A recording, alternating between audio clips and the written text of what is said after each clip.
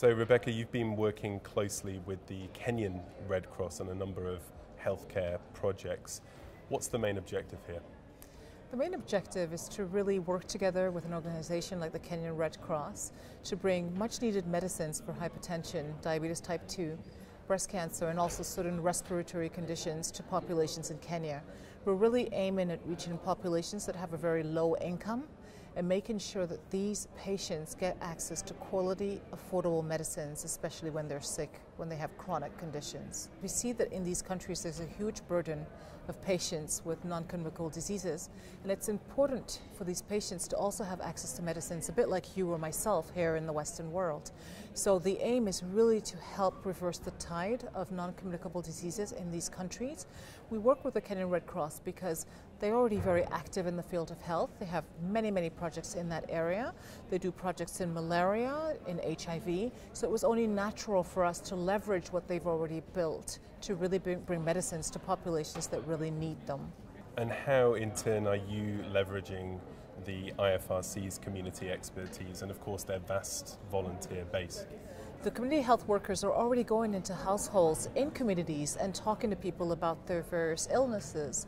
So what we'd like to do is sort of leverage that power of community health workers, train them further in how to manage chronic conditions like hypertension or diabetes type 2, and get them to go into households and talk to patients about these conditions. There's a big disease awareness role that needs to take place. They need to tell people, well, do you want to get a diagnosis and see if you're affected by certain diseases?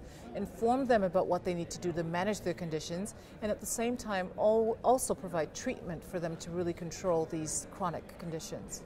And how do you achieve scale in your work, whether it's sort of learning lessons, refining or even redefining ideas? What's the process here at Novartis?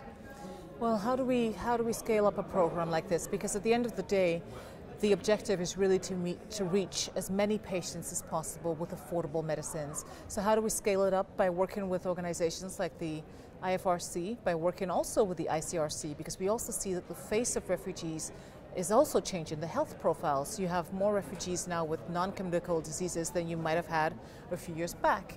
Working with organizations like World Vision, or working with certain UN organizations as well, or the World Food Program, or the Global Fund. So basically you scale up by really building partnerships with these international organizations, but not only international organizations, I would also add the private sector, organizations such as Nestle or Syngenta that are actually working with the communities as well. So when we talk about partnership, we're talking about a broad spectrum of different partnerships and being very innovative in the way we sort of bond and create relationships with different partners to reach patients.